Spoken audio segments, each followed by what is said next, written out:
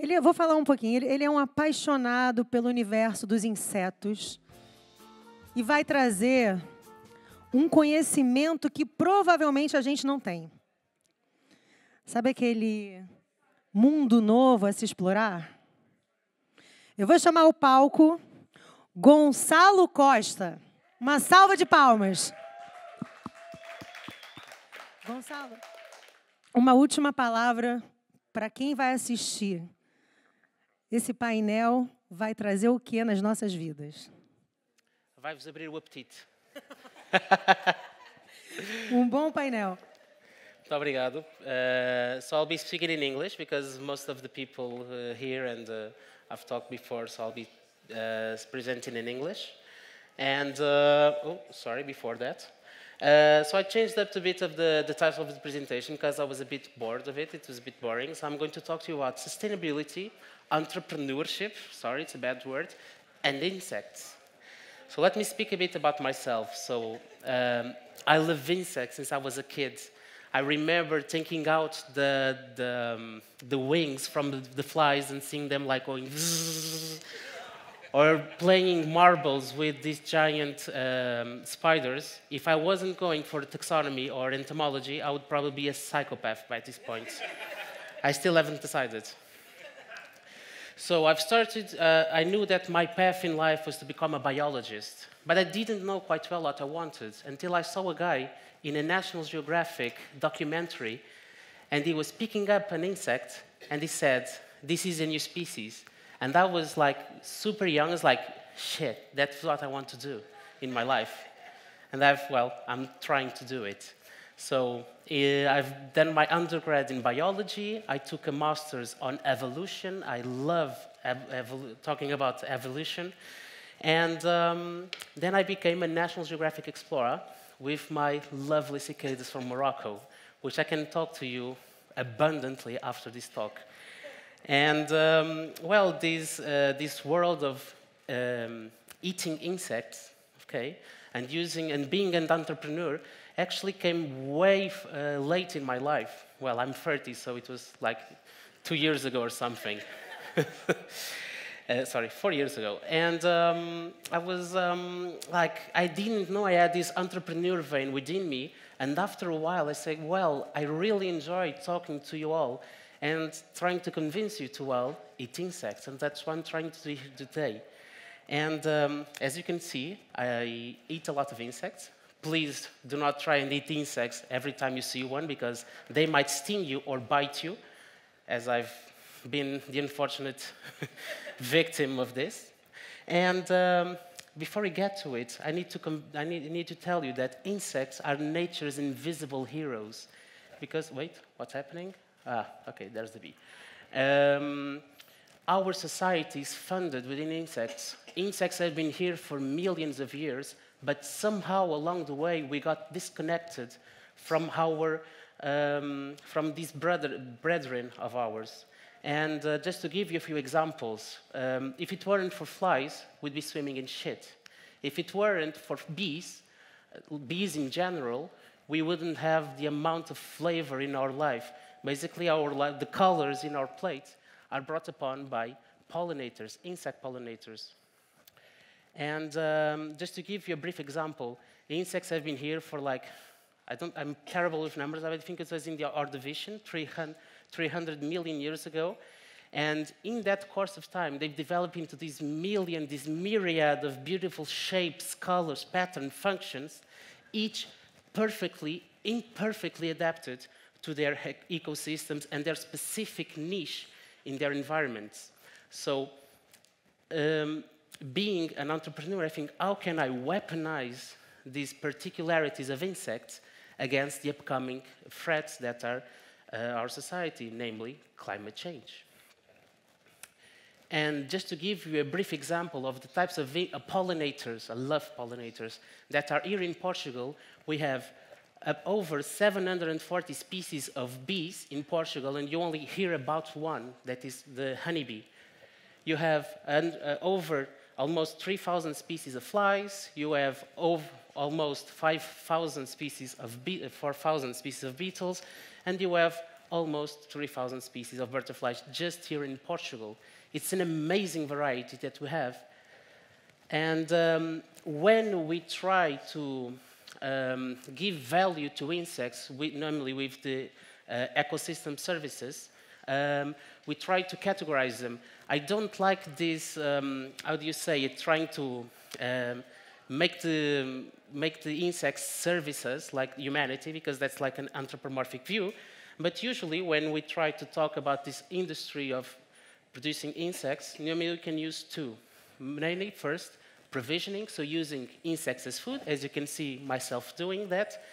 They actually, just for the picture, the insect is fine. Probably had lots of ads. And then we have for ecosystem services regarding regulation and maintenance. So imagine the way I was talking about flies. This is a very peculiar story about the dung beetle.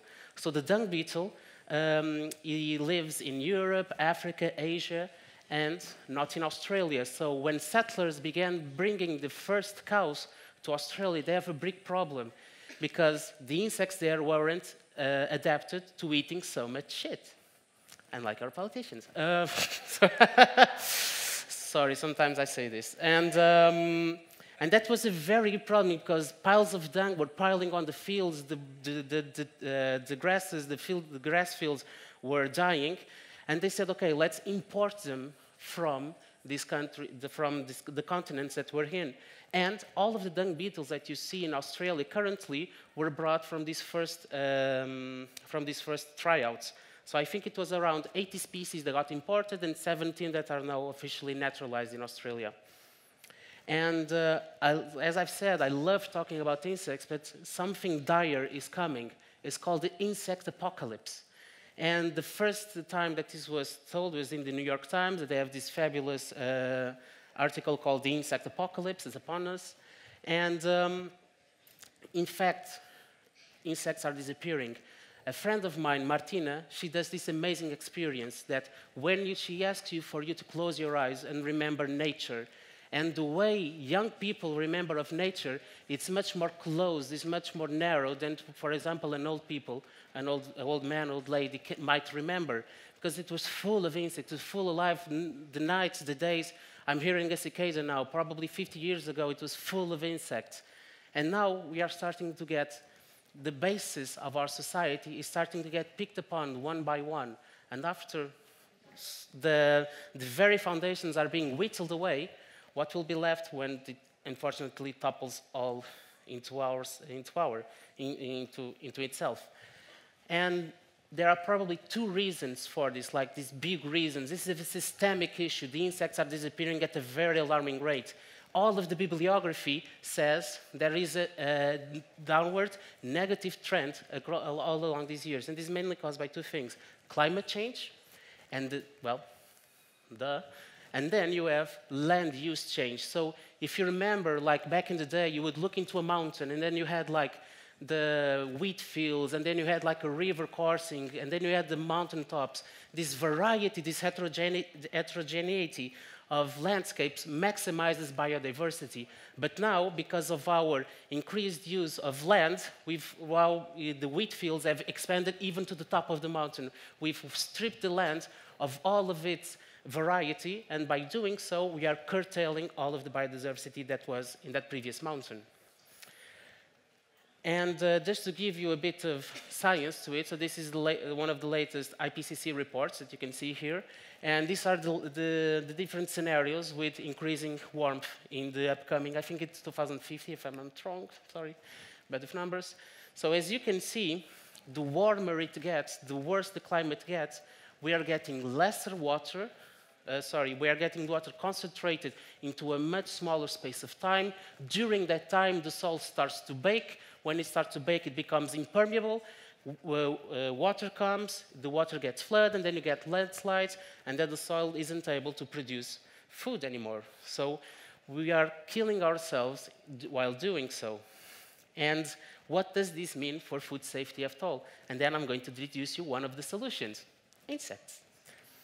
As I've told you, they've been here with us for millions of years. They are great at doing their job. So let's try to weaponize them, okay?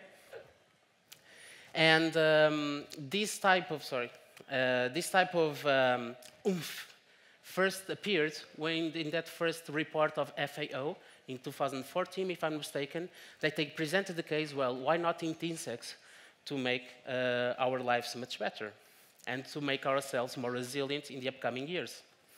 So just to give you small tidbits of information, insects produce very low amounts of GE, greenhouse emission gases, namely methane and CO2. As you can see, cows, they fart and burp a lot. And that's a very big issue because methane has a much more potential for greenhouse for global warming than, for example, CO2 has in the first and mid-term, sorry. I can understand, I don't remember now the term in Portuguese. But then insects only produce a very few amount of methane, namely CO2, of greenhouse gases, namely CO2. And then they utilize much lesser land. So while a cow needs a lot of food for her to eat, usually crickets, sorry, I'm already going beyond. So insects require less amounts of land because they optimize during all the millions of years in this earth how to optimize the use of resources. And land use is a big important one. So when we're trying to farm insects, we are making a less impact on our environment because we're going to need less arable land to produce it, and we are not going to come in and cut on the forest.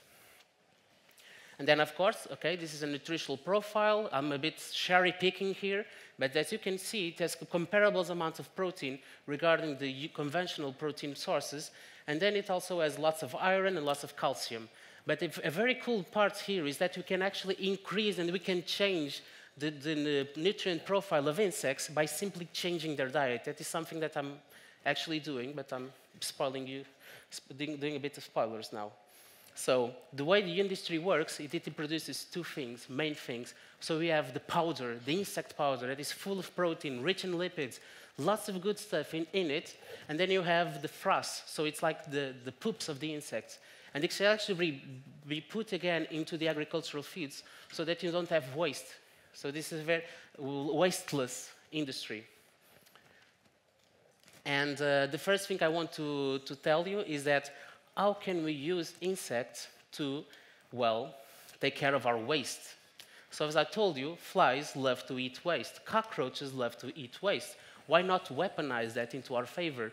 So what we are trying to do here is using, for example, looking at cow manure, pig manure, and give them in some way to cockroaches. And of course, you shouldn't give them, you shouldn't get into the food chain of humans. No, we don't want any mad cow diseases again.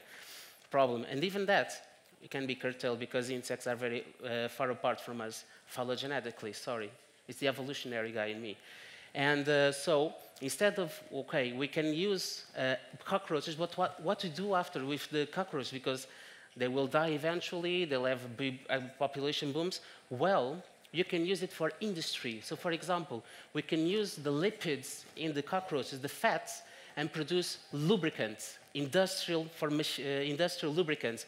Because one of the things that people don't talk about is that when we do the climate transition, when we offset ourselves from petrol, all of the lubricants that we find in machinery come from, well, petroleum. But if we get something like the lubricants from insects, that is some way that we can ease into that climate transition. And then we have insects as feeds, okay? And the best example that I can give you in a lot of literature is based on this beautiful fly here that looks like a wasp. And just trying to mimic a wasp. So usually she will try to sting you, but actually doesn't sting at all. And the black soldier fly, Hermetia, has this very, very peculiar thing of she eats like a lot of stuff. I'm not joking you. And there is a very cool company here in Portugal called Entogreen that are using olive pomace. So if you're Lisbon, sometimes you can smell like this olive scent coming from the south. And actually it's from the olive fields, they take the olive, they press it, and then you get the olive pomace. And this is a very big issue here in Portugal because we produce so much olive, produce so much this waste, the olive pomace, that you don't have anything to put it. And these flies, in their feed, they get 70% of olive pomace. So it's a small dent, but they're already in their third factory, which I'm super jealous about. And then we have, my case, insects for food. So insects, well, people have eaten insects for a long, long, long time. Primitive humans have been shown that by looking at their feces, that they had this very big amount, 5 minutes? Okay, of protein of chitinases, which are the things that, enzymes that eat away chitin, and the insects are rich in chitin. So what happens is that, well, somewhere along the way, we lost our way and we stopped eating insects. But it's only the western part of the world that stopped eating insects. 2/3 of our population eats insects willingly. Vanessa, for example, the head of here, she's from Mexico, and they eat escamoles, nuku, and chapulines, exactly. And insects are very rich in protein. We can do very different things with them. And what I usually say is that if you can put flour in it, in some way, up until a certain point, you can put insect flour. And how do we introduce insects to food? Well, this is very hard because you can always appeal to 2 types of different consumers. The hedonistic one, when you have on the phone and he has a big locust and he's trying to take a picture. This is a very iffy type of consumer because you'll always go to the next trend. Or you have the rational one, where you go for the quality of the insects, for the nutrients, for the protein content, for the lipid content. And when we try to introduce them, we try to go from a top-to-bottom approach, like it was with sushi. So you try to present in the best way. You gold-plate it. You show it like, wow, I'm eating an insect. But the current approach, now the more rational one, is to do for the nutritional part. And there is the cool part here that is called micro-livestock. So unlike me, which I don't like to be pressed or crammed into a disco or going to Sanch and then getting crammed in grasa, no thank you. Insects love getting close together. So the insects that are currently for production for human foods and feeds are actually, they love getting in high densities, unlike, well, pigs or cows or whatever. And for as cool as it is to stack cows into a pile, it would be awesome, like Lego. It's actually not feasible. But insects, we can do that. So insects are raised in these trays or in these boxes, and they get piled upon one another. And the cool part about this is that, unlike the traditional livestock options where we can only grow 2D, insects can grow 3D. So we can go up and up and up for as long as our imagination can, and current infrastructure and policies. And then, because we have these facilities where you can have a big density of insects, we can have shorter value chains, so we can put our insects closer to our consumers. And there's a very cool part here, because the insects here get closer to their feeders, because we produce a lot of waste. Resellers, we work with a reseller that per day has 20 tons of waste, of cucumbers, pumpkins, whatever. 20 tons, and we're just talking about a single reseller. The amount of food waste that there is currently is unimaginable. 1/3 of our food gets lost along the value chain. And if you get to shorten it and you get closer, the insects closer to the consumer and the waster, then we are gaining value and emitting less CO2. So one of the projects that I had, I loved this project, but unfortunately didn't go far, was called Freedom Crickets. For 12 months, we are working inside the prison facility in Leiria for young people, kids from 16 to 21, that from some reason got in the prison system. So during those 12 months, we're giving them training in using insects as a psychosocial training. So telling them how to write their own CV, how to get a job interview, how to take an oath, things that actually I wanted to, well, get for myself, and they're getting it for free. And also they're getting training in how to become a technician for farming insects for feed and foods. And they even get a small stipend. So our goal with this project was to get them out of the prison and with a small wallet of money, of skills that they can get, and then to reinsert into society. And here you can see the facility. The old guy there is the general director for all the prisons in Portugal. Very nice guy, actually. And then I'm going to talk a bit about my presentation. Sorry, I'm a bit late. And I'm talking about the cricket farming company. So actually, this is my baby, my startup that we developed in 2020. And our goal is to raise crickets for human food. We are an R&D and, research, development, and innovation startup that focuses on raising our beautiful crickets. And you may ask yourself, why crickets? So I love cockroaches. I would love to raise cockroaches. Actually, that's one of the things I'm trying to love, my pet project.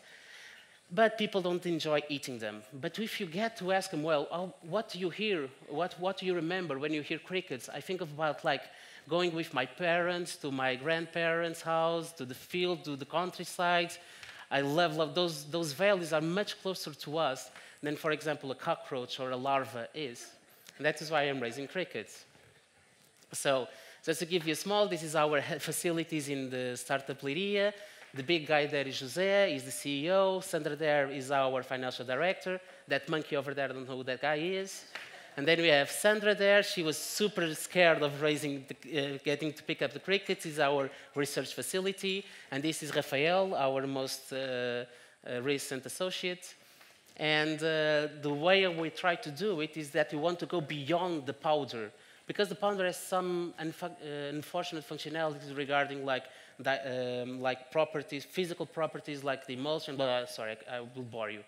But what we want to do is to break into the barrier of fear, of disgust, by turning it into a powder and then fractioning the powder. So we want to take the chitin, the skin of the insect, and turn it into chitosan, which is very used for pharma applications. Then we have the proteins, because, well, everybody loves protein, right? Like, well, I go to the gym a lot, so yeah, I eat a lot of protein. And then we have the fats, and the fats are actually quite, the profile is very good. Actually, this last week, one of the professors came and said, what did you give to the crickets? Because they have this amazing profile. So you usually have saturated fats. You need a healthy amount, like an equal amount of saturated fats and unsaturated fats. The problem with our society now, with our diet, is that it's loaded in saturated fats. But actually, crickets have a very even profile. So it's like almost 50-50 of saturated and unsaturated fats. So if I can give you names, palmitic, linoleic, oleic acids, basically, those three. And then, of course, we are going to take care of the frost. So we are actually studying how to use the frost back into the agricultural field. So in trying to do a holistic approach to how to use the crickets in the best way ever. And that's what we're trying to do with this lovely mobilizing agenda that was from PRR. So thank you to Costa for that, and called Insectera. And the way we're doing it is basically we are in an agenda with 32 partners. It was with 42 million euros, so a lot of money to put Portugal in the top European states to become the next insect thing. So usually now it's Holland, and hopefully Portugal will be in the next years. Fingers crossed. And wait. Okay, sorry. So there are still a lot of challenges. Sorry, I'm almost finishing. There are lots of challenges to the industry that we are currently addressing, but hopefully we will be able to tackle them one by one. So I would go further into this, but actually you're running a bit late. So I want to thank you all for coming to my presentation, and I hope that I can get you convinced to eat a cricket brownie that I have there in the back. I usually don't do that. It was a personal request from Vanessa, and I hope to see you, well, curious about the next thing. Next time you go and see an insect in the ground, you pick it up, and then you do like me. Thank you.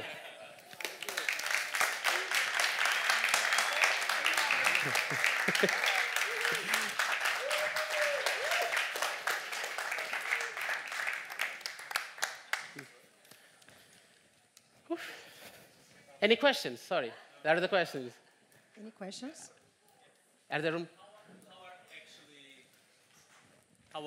Sorry for the question, but it's a curiosity because I'm really concerned about animal welfare. How are actually crickets killed for human consumption? I love that question. That is actually one of the biggest questions that I had with my associates, because EFSA allows two types of killing to occur, by freezing them or by boiling them. So it looks barbaric, I know. And actually, I was a very firm believer of using freezing, because you tap into the physiological mechanism of the insects, because they are cold-blooded. So they get into lethargy, they curl up, and they die. But actually, I was fantasizing this process because I actually thought, okay, it's really nice. So I put up my phone inside the blast freezer that we have, and I actually look at how much time the crickets took to die. So they took like 3 minutes. They were vomiting, they were pooping, and these are signs of stress. And Dick says, well, they took 3 minutes to die. And then we did the test with boiling them. So we had boiling water, and we placed the cricket, and it was dead in microseconds. And then I was convinced. But this was a very big struggle. We actually almost got into a fight sometimes with Rafael, but that is something that not ethics in killing, but ethics in raising the insects. Because crickets specifically are very cannibalistic. They eat each other. If their neighbor tastes good, they'll have a bite out of it. If the crickets have low protein in their diet, they'll eat their neighbor. If they are too cramped, they'll eat their neighbor. If they are thirsty, they'll eat their neighbor. God knows why. And the way we try to curtail this is give them the best diet, the best use of space, the best type of water use, and that is how we raise our crickets in the best ethical way, and also that one that maximizes production. Like, I have. Okay, acabamos? Maybe.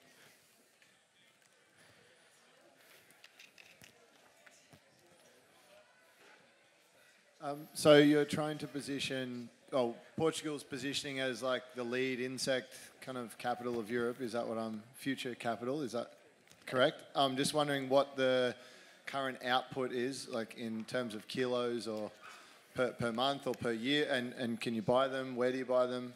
Sort of, what's the production scenario right now? So unfortunately now there are only 4 companies that produce insects in Portugal, but we want to change that. One of the things that I told my associates when I got into the business said, I want to become the next cricket mogul in Europe. I want a monopoly.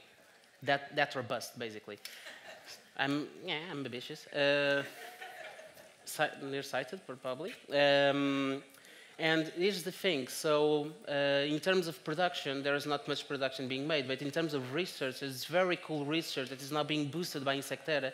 And this is the first time that Europe gives this big amount of money to this type of agenda. So this is one in a million chance that we have. But we need to prove ourselves. And that is how we're going to become the capital of Europe, the country that produces insects for the rest of Europe. So for us, for my company, until December 2025, we're producing insects at a large scale. Fingers crossed. Hey. Huh? You can talk to me more. Okay. Congratulations. Obrigado.